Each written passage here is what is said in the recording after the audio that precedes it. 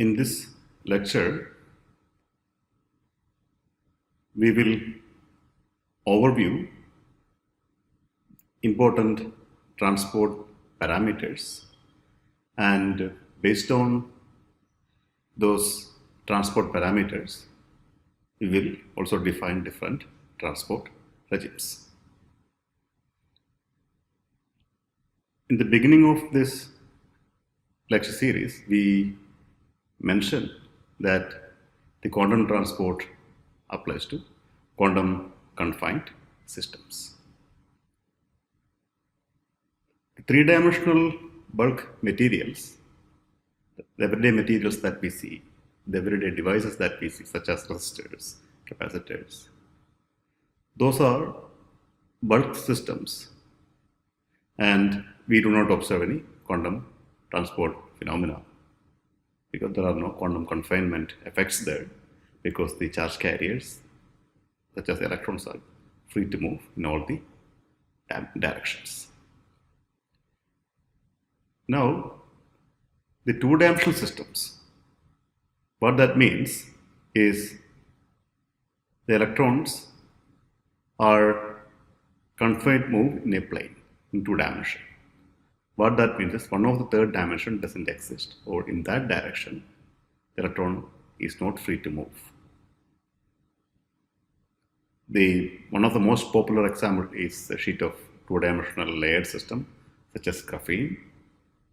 And there are also bulk two-dimensional systems. When I say bulk, what that means is the material as a whole is a three-dimensional system, but the electron is confined to move in a small area, in a small region between the interface of two different materials.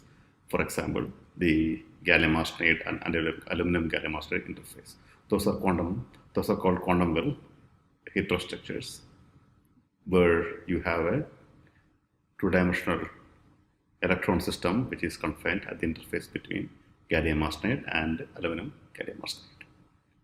Now, if you reduce one more dimension, then you get the one-dimensional system, carbon nanotubes or nanowires, where the electron is confined to move only in one direction, say, for example, x direction, but other two directions are so small that electron cannot move in those two directions. Those are the two-dimensional systems. Now, eventually, if you reduce one more dimension, you will get to zero dimension, but we will refer to the zero dimensional as quasi-zero dimensional systems. Quasi-zero dimensional system, because there is nothing called zero dimension. There is some dimension itself, so we call it quasi-zero dimension. Here, the electrons are confined in all the three directions. For example, the C60 molecule or the buckyball is one example. Okay, then quantum dots, those are small conducting regions in submicron scale, a few tens of nanometer scale, sometime, which are grown by various material growth techniques. Those are called quantum dots. Those are also nanoparticles. In these systems, the electrons are confined in all the three directions, and we call them a zero-dimensional system. Okay, so the quantum transport phenomena, whatever we are going to discuss, falls into one of these three categories, either two-dimensional, one-dimensional, or zero-dimensional system. And roughly during this course, we will start with the two-dimensional system, and roughly we will march down in dimension and eventually stop with the zero-dimensional system. That is the way the course is planned, but sometimes there will be some overlap or some mixing. All right, now let us start defining or overviewing what are the important parameters. Probably the most important parameter would be the Fermi wavelength or lambda f. This parameter we already have defined in the previous lecture. So it is the wavelength or de Broglie wavelength of the electron or the charge carrier at the Fermi level. When I say at the Fermi level, what that means, that electron or that charge carrier has a wave vector of kf. Kf is something which we already have defined. Okay. If you consider the one-dimensional system, say particle in a box, this Fermi sphere is for 3 dimension. Okay, it's a one-dimensional system. That is a particle in a box problem. It's a 1D. So when you add electrons to the system, they will go to the successive quantum levels. Okay, and the last field level is called your Fermi level. Say for example, in this case, it is n is equal to 5. The wavelength, the de Broglie wavelength of that particular state or electron belonging to that particular state is the Fermi wavelength lambda f. Okay, and you can see that the Fermi wavelength will keep on reducing as you increase the number of electrons or as you increase the filling.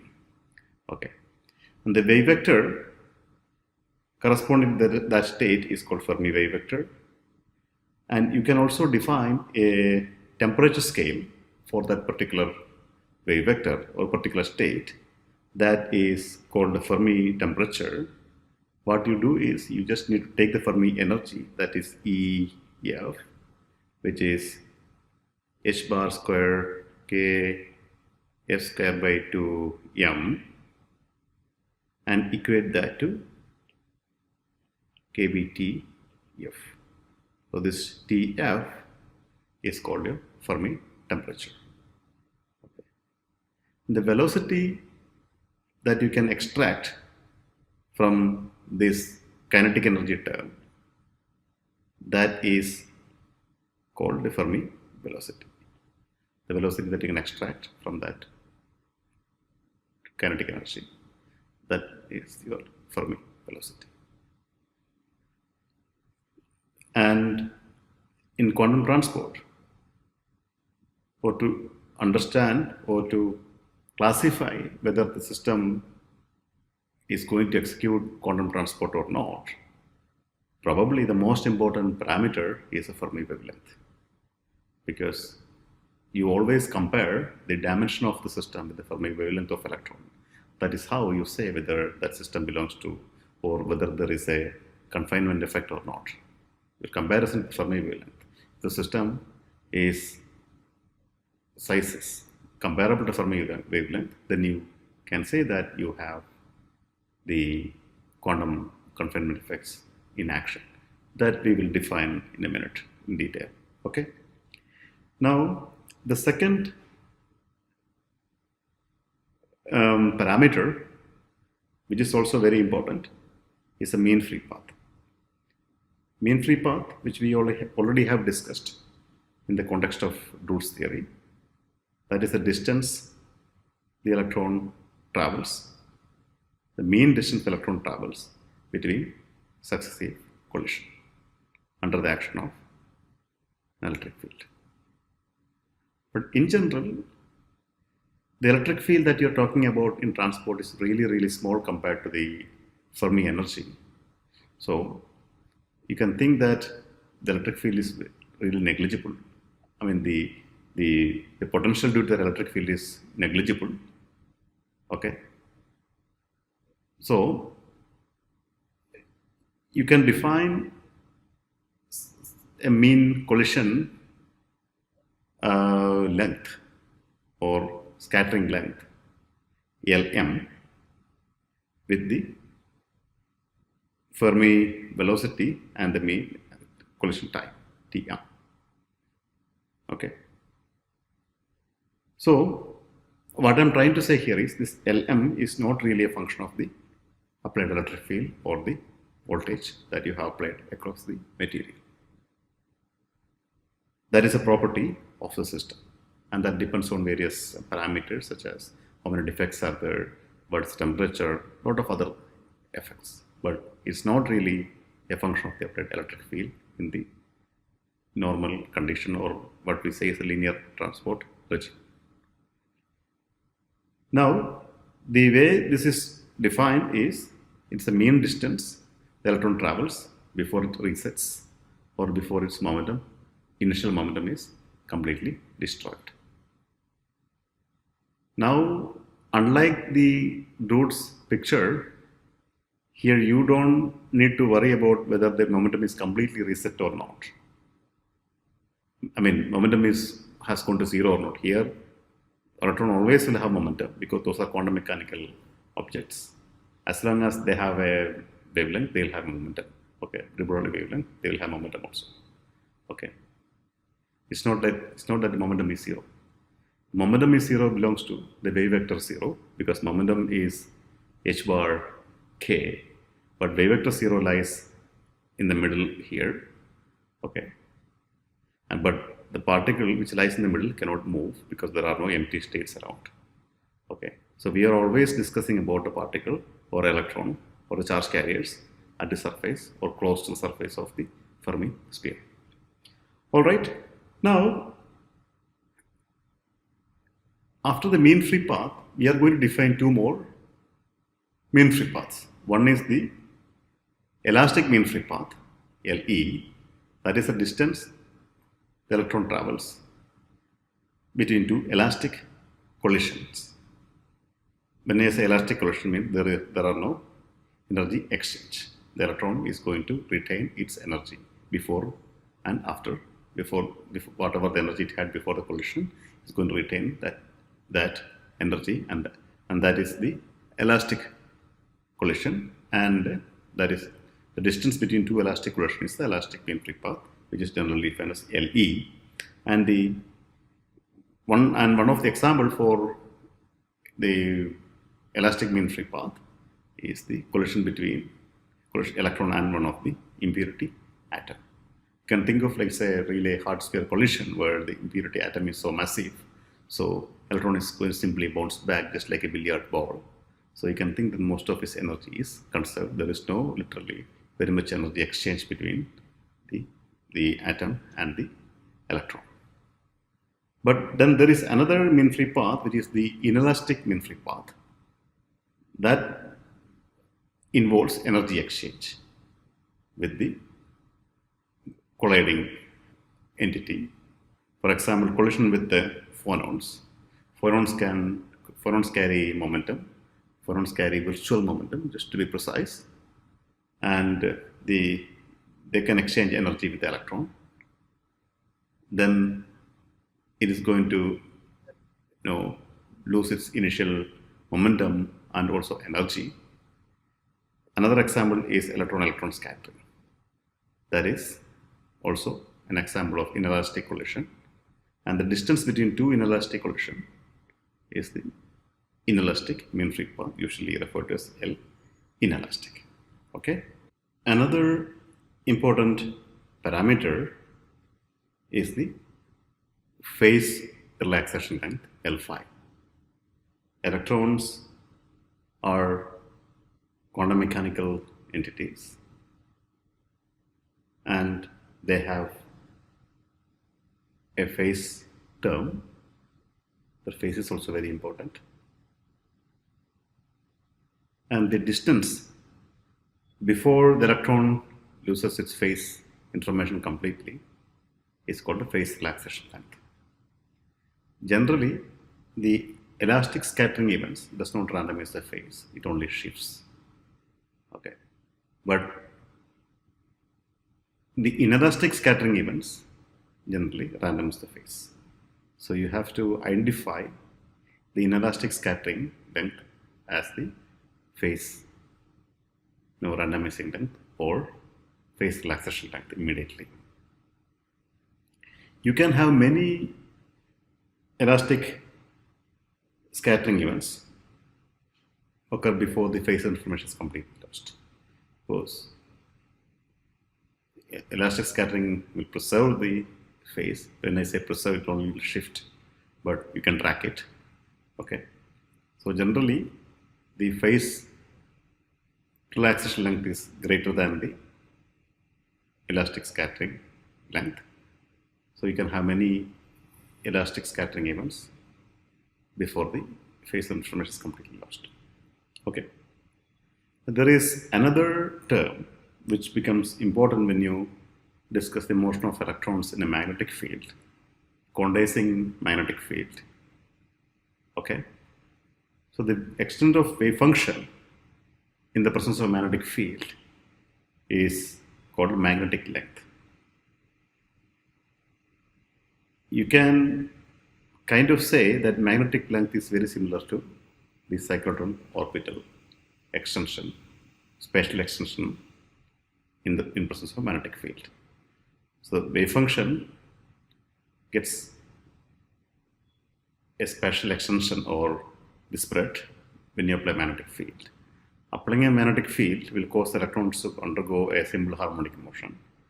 So it is similar to the application of magnetic field is kind of setting up a harmonic oscillator, a parabolic potential well, and the magnetic field or magnetic length is defined by this term h bar by EB over raised to the power 1 by 2. And there is another term called spin defacing length. That is the average length or spin information is lost.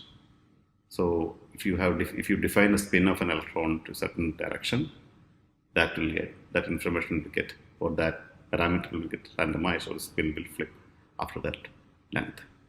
So that is called spin defacing length. Okay. Then there is another very interesting concept that is called charging energy. That is not really a quantum mechanical phenomena, but it always be observed in three-dimensional quantum confined systems. So that is the energy that one need to exert to add an electron or remove an electron from a system. That is called charging energy. Classically, it's a classical quantity. Classically, it is defined as E square by 2c, where E square is the charge of electron, E is the charge of electron, and C is the capacitance of the system. So assume that you have a very small, say, quantum dot, and you want to add one electron to it.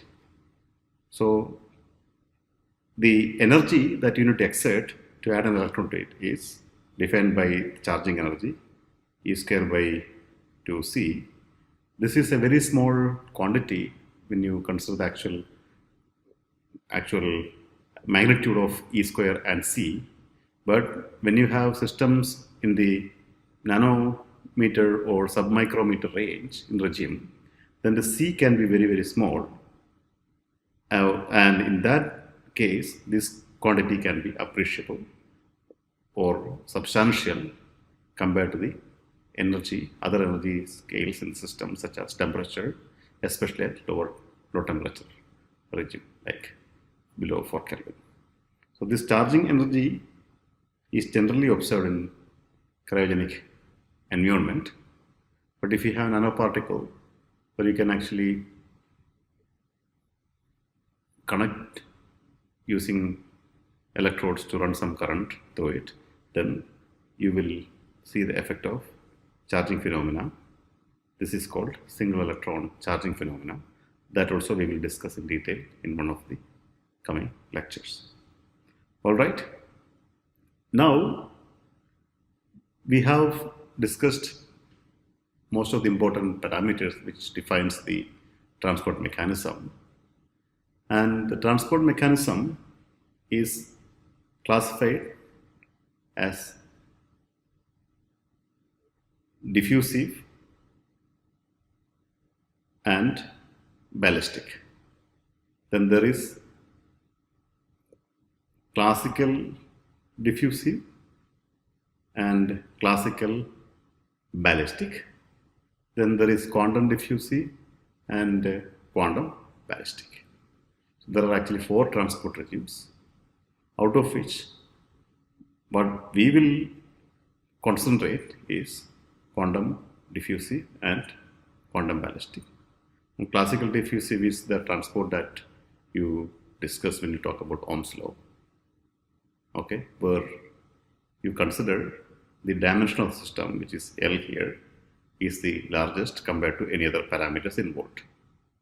Okay, and you also consider that is L phi, that is the phase preserving length or the phase relaxation length, is really negligible because it's a classical system and you don't need to even worry about phase because we are not talking about wave nature here. Okay, and then there's classical ballistic regime where again the length of the system or size of the system is most important, and that is much larger compared to the Fermi wavelength.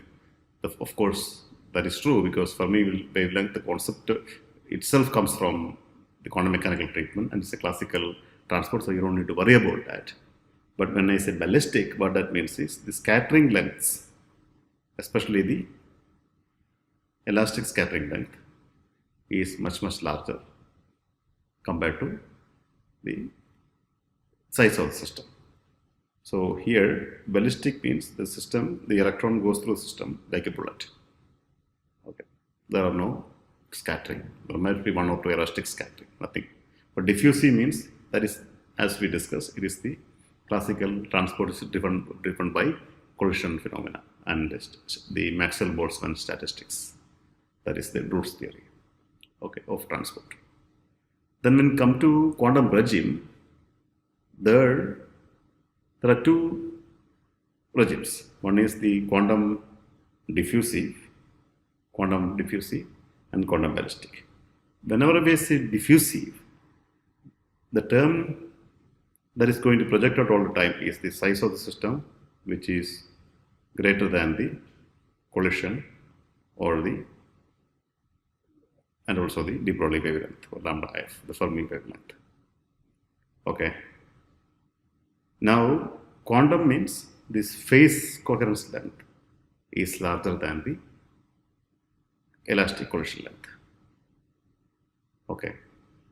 Now, ballistic means it doesn't undergo many collisions when it passes through the system. What that means is the length of the system or the size of the system or dimension of the system is less than the collision length, and also the phase preserving length or phase relaxation length. That means the phase of the electron is also preserved as it goes through the system. Okay. Now we have four regimes of transport, and there's one more thing that we need to discuss.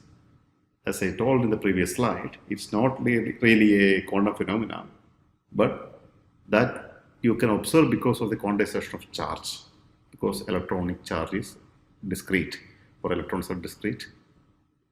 Electrons carry quanta of charge. Okay. Again, if you take a large macroscopic object such as a resistor, that has a capacitance, say, assuming nanofarads. Okay. Whereas this E square term is really small, that is 10 to the power minus 19, and when you take the square of that, that will be 10 to the power minus 38. Then nanofarad capacitor, which is in the denominator, you're talking about E square by C, right? There's a two factor also, which you can consider, but it's not going to make much of a change here. This is really small, okay, almost close to zero. What that means is, at any appreciable temperature, any low temperature, you cannot observe this phenomena except at absolute zero, because the charging of one electron doesn't take much energy. It's really small. You can calculate this number, 10 to the power minus 38 divided by 10 to the power minus 9, that is like 10 to the power close to 10 to the power minus 30. It's really small. It is far less than the temperature. But when you have small objects such as nanoparticles or quantum dots, then this term C will become very small. That can be in orthofarads to, or even smaller. Then this number at low temperature range can be greater than kBT. that is a temperature energy. Then the charging and discharging of the system or of the nanoparticle is basically forbidden because the temperature doesn't have enough energy, and we need to supply sufficient energy to overcome this charging energy. That is actually called Coulomb blockade, which we will discuss when we discuss quantum dots in detail. Okay, and this chart kind of summarizes what are the size scales that one need to reach to observe this single electron or this charging phenomena. That is 4.2 Kelvin or liquid helium temperature. You can see for less than 5 micrometer.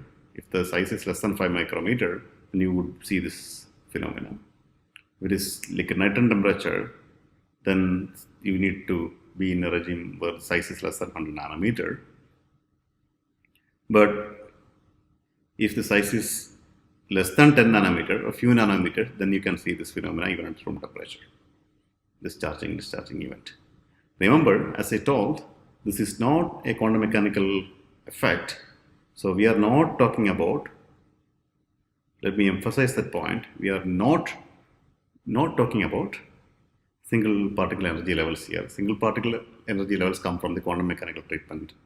That is not what we are talking about. We are talking about the Coulomb repulsion driven charging and discharging events in the classical transport context. All right, so that is the summary of various transport regimes, and in the next lecture we will start looking into the low dimensional system. We'll start with metal semiconductor interfaces, then semiconductor heterostructure, then we will march down to two-dimensional systems. All right.